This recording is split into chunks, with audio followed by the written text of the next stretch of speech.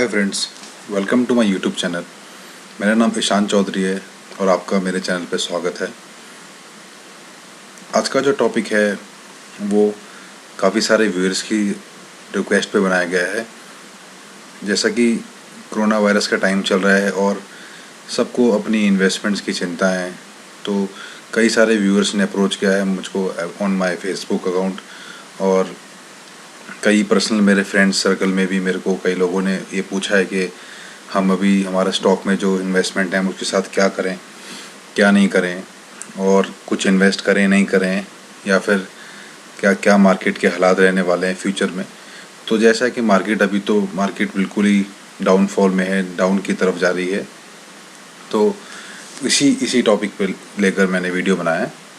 तो लोगों का ये सवाल है कि शुड आई सेल और बाय और hold on to my mutual fund investments और any other kind of shares in stock market. तो ये सवाल लोगों का है। तो इन्वेस्टर परेशान हैं, करें तो क्या करें। तो लोग सोचते हैं कि हम मार्केट से एग्ज़िट कर जाएं, या फिर होल्ड ऑन रहें, या फिर कुछ नई इन्वेस्टमेंट भी लोग सोच रहे हैं करने के लिए। पर मैं आपको पहले ही ये बताना चाहता हूँ कि अभी राइट टाइम नहीं है इन्वेस्टमेंट करने का। अगर आपके पास फंड्स की कमी है, अगर आपके पास बिल्कुल भी फंड्स नहीं है, या फिर बेसिक फंड्स हैं जो आपको अभी, क्योंकि ये कोरोना वायरस का टाइम बहुत लंबा चलने वाला है, यू नेवर नो, ये 1 साल चले या 2 साल चले या फिर जो भी है, पर ये कुछ लंबे समय तक चलने वाली बीमारी है, वायरस है। तो अगर आप लिमिटेड फंड्स के साथ हैं तो आप बिल्कुल निवेश नहीं करें, बिल्कुल भी इन्वेस्टमेंट नहीं करें। अगर आपके ऑलरेडी इन्वेस्टमेंट हो चुकी है, ये टॉपिक उनके लिए जिनकी ऑलरेडी इन्वेस्टमेंट्स हैं मार्केट में, और या फिर कुछ लोग ऐसे भी होते हैं जिनके पास फंड्स की अवेलेबिलिटी है, बैंक बैलेंस में अच्छा अमाउंट मेंटेन्ड है, और वो चाहते हैं कि हम मार्केट में इन्वेस्ट करें। तो ये वीडियो उन लोगों के लिए ही है। तो ज़्यादातर हम लोग क्या करते हैं, जो हमारी हैबिट्स होती हैं, जब मार्केट बुलिश होती है, यानी कि जब मार्केट इंक्रीज़ पे होती है, उछाल पर होती है, तो हम उस वक्त कंडीशन क्या होती है, उस वक्त कंडीशन होती है कि शेयर्स जो होते हैं वो महंगे होते हैं, और जो कुछ शेयर्स ओवर वैल्यूड होते हैं। और उस वक्त हमारा एक्शन क्या होता है, हमारा एक्शन ये होता है कि हम उस वक्त मार्केट में एंट्री लेना चाहते हैं, यानी कि हम इन्वेस्ट करना चाहते हैं। बुलिश मार्केट में हम इन्वेस्ट करना चाहते हैं, एंट्री लेना चाहते हैं। जो ऑलरेडी एक मार्केट पीक पर है, हम उस मार्केट पे एंट्री लेना चाहते हैं। पर दूसरी एसेट्स के अगर हम लेते हैं, जैसे प्रॉपर्टी हो गया, कोई और इन्वेस्टमेंट होगी, गोल्ड इन्वेस्टमेंट हो गई, जब प्राइस ऊपर जाता है प्रॉपर्टी का तो हम अवॉइड करते हैं इन्वेस्टमेंट पर्पज़ से। हम ऐसी लोकेशन देखते हैं जहाँ पे हमको अच्छा रिटर्न मिले। फ्यूचर में हम इन्वेस्ट करें 20 लाख रुपए, पर 5 साल बाद हमारी रिटर्न जो है वो 50 लाख हो जाए, मतलब हमारा जो प्रॉपर्टी है, हमारा जो प्लॉट है, हमारा जो फ्लैट है वो 50 लाख का हो जाए। हम हमेशा जो मार्केट ग्रो कर रही होती है उसमें इन्वेस्ट करते हैं। पर जब बात आती है शेयर्स की, मार्केट की, सिक्योरिटी मार्केट की, वहाँ पे हमारा पर्सपेक्टिव चेंज हो जाता है। बुलिश में हम निवेश करते हैं, और जब मार्केट बेयरिश होती है, वहाँ पे जब मार्केट में प्राइस का डाउनफॉल आ रहा होता है शेयर्स का, और फिर कुछ शेयर फेयर मार्केट प्राइस पे भी फेयर प्राइस पे भी होते हैं, और कई शेयर अंडर वैल्यूड भी होते हैं। तो उस वक्त हम मार्केट में से एग्ज़िट करते हैं, मतलब हमारी जो इन्वेस्टमेंट्स हैं हम उनको कम दामों पर बेच के एग्ज़िट कर जाते हैं, और या फिर हम अपने स्टॉक को सेल करते हैं मोस्टली। तो यहाँ पर उल्टा करते हैं हम स्टॉक मार्केट में, पर ऐसा नहीं होना चाहिए। अगर कहीं आपको इन्वेस्ट करना है, या फिर आपके पास बहुत ही ज़्यादा एक्स्ट्रा फंड है और आप चाहते हैं कि मैं स्टॉक मार्केट में हाथ आजमाऊँ, या फिर मैं म्यूचुअल फंड्स ले लूँ फ्यूचर के लिए, तो ये वीडियो उनके लिए ही है। तो यही मैं समझाना चाह रहा हूँ कि जब बेयरिश में होता है तो लोग यहाँ पे उल्टा करते हैं जनरल मार्केट के जो पैटर्न है उससे। तो दोस्तों डरिए नहीं, मैं आपको कुछ छोटी सी एक डिटेल दे रहा हूँ जो मेरे को किसी न्यूज़ आर्टिकल से मैंने देखा, और उसके बारे में काफ़ी रिसर्च किया। तो अब क्या है, स्टॉक मार्केट का मैं आपको एक एनालिसिस दिखाना चाहता हूँ जो मैंने टाइम्स ऑफ इंडिया के न्यूज़पेपर से मैंने देखा। तो वो क्या है, जो अपना सेंसेक्स है, सेंसेक्स एक बेंचमार्क इंडाइसिस है जिसमें 30 कंपनीज होती हैं, और उस 30 कंपनीज़ के बेस पे हम अपनी पूरी मार्केट का एक अनुमान लगाते हैं कि मार्केट में क्या स्थिति रही थी आज और क्या स्थिति रहने वाली है। सेंसेक्स इस वजह इसमें 30 कंपनियाँ होती हैं। तो फिर मैंने यहाँ पे उन्होंने ईयर्स में बांटा हुआ है, उसके बाद डिक्लाइन, परसेंटेज ऑफ डिक्लाइन दिया हुआ है, फिर पीक से कितना नीचे गिरा, कितने महीने तक नीचे गिरा, ये इन मंथ्स में है 12 और 18, टाइम टू रिकवरी 18 महीने। तो अब इसमें क्या है, 1992 में हमारी मार्केट जो थी वो 45% गिरी थी और वो 12 महीने लगातार गिरती रही थी, और हमारी मार्केट जो है रिकवरी 18 महीने में हो गई थी। और ये केस जो मार्केट क्रैश का रीज़न था, ये हर्षद मेहता जी का स्कैम था।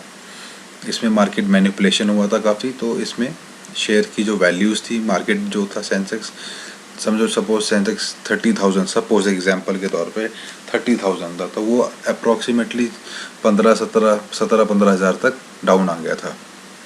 ऐसी सेम 1997 में हुआ था, -38% का डिक्लाइन था, 12-15 महीने तक डिक्लाइन रहा और 8 महीने में मार्केट ने रिकवर कर लिया था। ये टाइम था मार्केट का क्रैश होने का रीज़न था एशियन करेंसी क्राइसिस।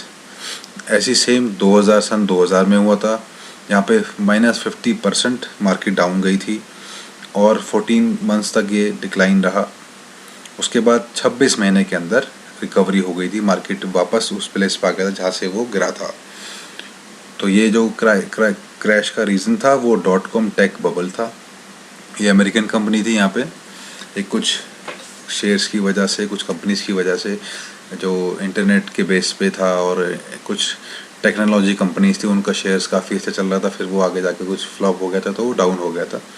मतलब 5 गुना मार्केट अमेरिका की गिरी थी, तो उससे पूरा वर्ल्ड इफेक्ट हुआ था। तो हमारे हिंदुस्तान पे उसका इफेक्ट 57% आया था। फिर 2008 में, ये तो हमको मेरे टाइम की बात है, तो ये सबको अच्छे से पता होगा कि यूएसए मॉर्गेज क्रेडिट क्राइसिस आया था। बहुत तगड़ी तरीके से मार्केट नीचे गिरी थी, -58%।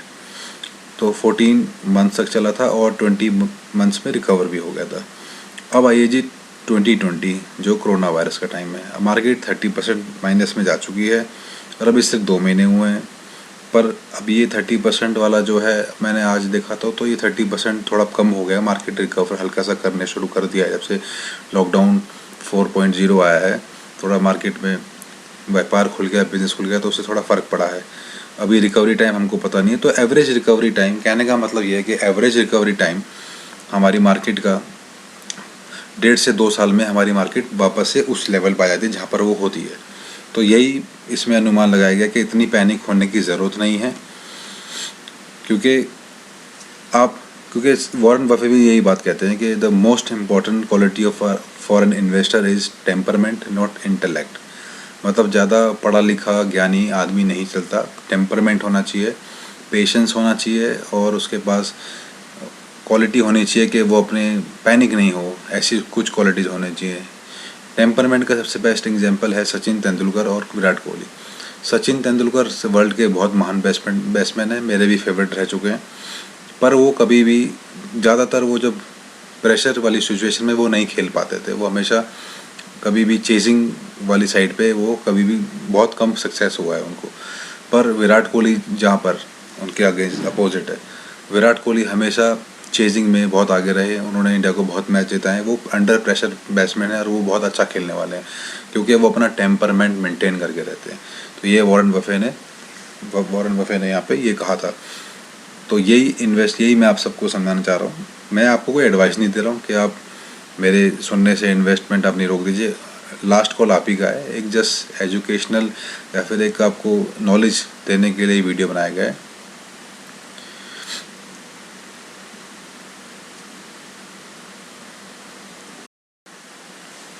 वॉरेन बफे ने ये कहा है।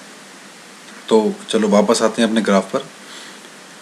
अभी जैसे मैंने आपको बताया कि मार्केट हर 10 साल में 12 साल में बहुत बुरी तरह क्रैश करती है, और इसका आपको पूरा डिटेल एनालिसिस भी दिखाया है यहाँ पर, ये आपको दिखाया मैंने।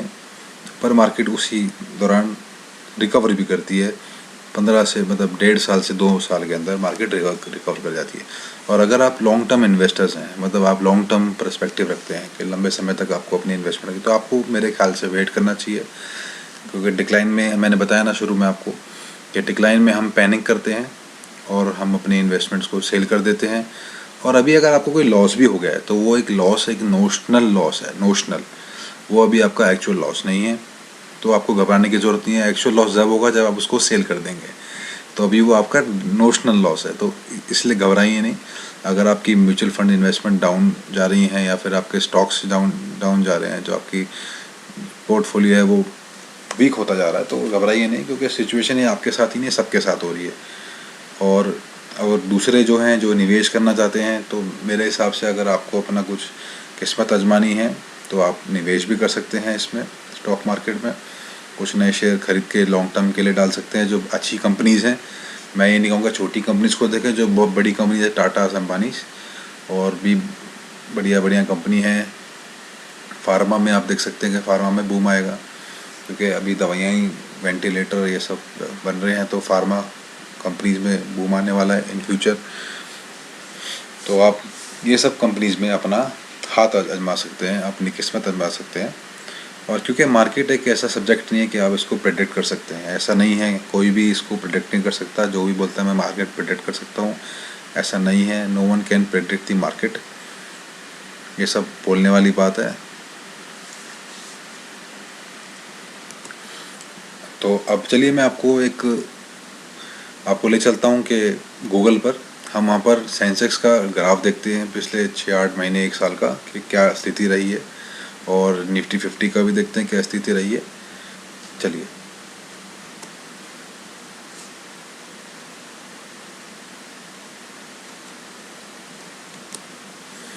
हाँ जी, हम सेंसेक्स पर आ गए हैं। सेंसेक्स लगभग फरवरी मंथ के मिड से गिरना शुरू हुआ था। देखिए, ये सेंसेक्स गिरता हुआ, और ये ऑल ओवर पूरी मार्च गिरता रहा, लॉकडाउन से पहले भी गिरता रहा, और लॉकडाउन के बाद ये काफ़ी ज़्यादा गिरा। देखिए, ये मार्केट 29,915 रुपये पे क्लोज़ हुई थी 20 मार्च को, और ये 23 मार्च को 25,981 रही, यानी कि लगभग 4,000 के आसपास डाउनफॉल रहा। पर मार्केट ने फिर देखिए रफ्तार पकड़ी, ये जिगजैग होता रहा, रफ्तार पकड़ी, अप डाउन, मार्केट का एक खेल है। पर देखिए, मार्केट एक टाइम पर 30 अप्रैल को वापस 33,770 पर जाई। तो ये नहीं है कि लॉकडाउन के टाइम पे मार्केट बिल्कुल ही क्रैश होती रही, मार्केट उठी, मार्केट ने पिकअप लिया है, फिर आगे जाके मार्केट फिर डाउन पे जाती है, और फिर नीचे जाती है, और फिर ये ऊपर को स्लाइड करती है। देखिए, 30,196 रुपये, ठीक। तो आज का मार्केट भी ऐसे थे, आप मार्केट आज लगभग 150 प्लस पॉइंट्स में गई है, 167 रुपीज़ प्लस में रही, मार्केट पॉइंट्स में प्लस रही। और वहीं हम देखते हैं निफ्टी को, निफ्टी 50 6 महीने का सेम पैटर्न रहा। फरवरी के मिड से ये गिरना शुरू हुआ, क्योंकि ये दोनों इंडाइसेस जो है बेंचमार्क हैं, तो ये लगभग सेम ही चलते हैं, सिमिलर रहते हैं, सेम तो नहीं, सिमिलर लेवल पे रहते हैं। इनमें भी वही देखो, 20 को ये 8,745 पे था, और 23 को फिर ये 7,610, लगभग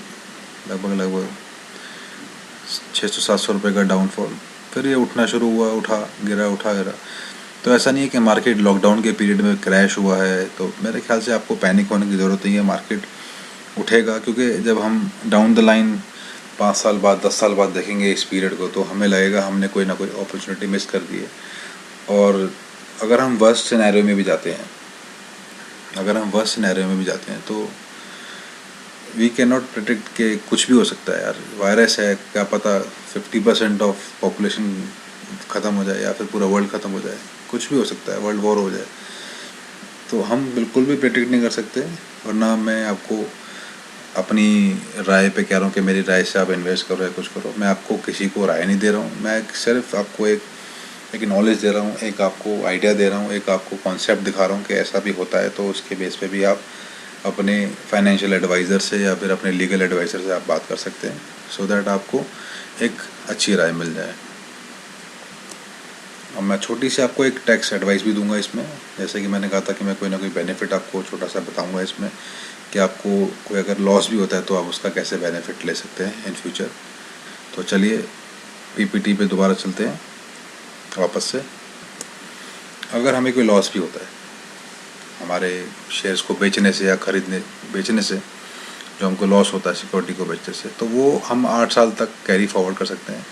पहले तो जिस साल हमको हुआ उस साल हम सेट ऑफ कर सकते हैं, और अगर सेट ऑफ नहीं होता तो उसको हम कैरी फॉरवर्ड कर सकते हैं और आगे सेट ऑफ फ्यूचर में सेट ऑफ कर सकते हैं। और वो कब तक कर सकते हैं हम? 8 असेसमेंट ईयर तक उसको हम कैरी फॉरवर्ड कर सकते हैं। यानी कि हमारा कोई इन 8 साल में फ़ायदा होता है, कैपिटल गेन होता है, तो हम उस कैपिटल गेन को हमारे इस लॉस से हम सेट ऑफ कर सकते हैं। तो सेट ऑफ का क्या तरीका है? तरीका ये है कि शॉर्ट टर्म कैपिटल लॉस जो है वो कहाँ पे सेट ऑफ होगा?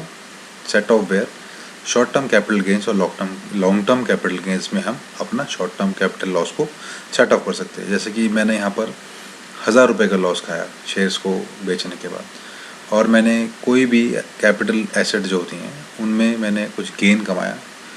समझो मैंने कोई प्रॉपर्टी बेची या कोई भी छोटी मोटी एसेट बेची और मैंने उसमें 2000 रुपये का गेन हुआ, तो मैं ये 1000 रुपये का लॉस इस 2000 के गेन से माइनस कर दूंगा, तो मेरे को 1000 रुपये पे टैक्स देना होगा। ऐसी लॉन्ग टर्म कैपिटल लॉस होता है तो वो सिर्फ और सिर्फ लॉन्ग टर्म कैपिटल गेन से ही एडजस्ट होगा, वहाँ पे मैं उसको सेट ऑफ कर सकता हूँ। सेम अगर मैंने 1000 रुपये का लॉन्ग टर्म लॉस बियर करा है और मेरे को फ्यूचर में किसी भी 8 साल में कोई लॉन्ग टर्म गेन होता है 2000 रुपये का, तो मैं उस 1000 रुपये को इस 2000 से माइनस करूँगा। यानी कि लॉस भी आपका कहीं ना कहीं आपको बेनिफिट देगा इन फ्यूचर। तो एक छोटी सी ये टैक्स टिप थी आपके लिए, हो सकता है ये आपको बहुत बेनिफिट दे आगे। और ये नहीं कि आप सिक्योरिटीज़ में भी ऐसी और भी लॉन्ग टर्म लॉस होते हैं प्रॉपर्टी को बेचने पे, गोल्ड को बेचने पे, तो ये यहाँ पर वहाँ पर भी ये लागू होता है। पर अभी हम सिर्फ सिक्योरिटी की बात कर रहे हैं। कभी और दिन इस पर बहुत फुल फ्लैज एक प्रॉपर वीडियो बना देंगे कि इनका लॉस का ट्रीटमेंट क्या होता है, कोई भी लॉन्ग टर्म एसेट या शॉर्ट टर्म एसेट का, कैपिटल एसेट का वीडियो बना देंगे। तो दोस्तों ये छोटी सी वीडियो थी, आपसे तो दिखानी थी आपको। मेन इसमें यही था कि मार्केट क्रैश हर 10 साल में करती है, तो ज़्यादा पैनिक होने की ज़रूरत नहीं है। मार्केट अपने आप 1.5 से 2 साल में रिकवर भी कर जाती है। तो ये आपको दिखाया मैंने, ये मेरी कोई अपनी रिपोर्ट नहीं है, ये ब्लूमबर्ग और इकोनॉमिक्स टाइम की रिसर्च है, वहाँ से मैंने ये पूरा डेटा लिया है आपको लोगों को दिखाने के लिए। तो थैंक्स टू देम कि उनकी रिसर्च टीम ने ये डेटा दिया आपको।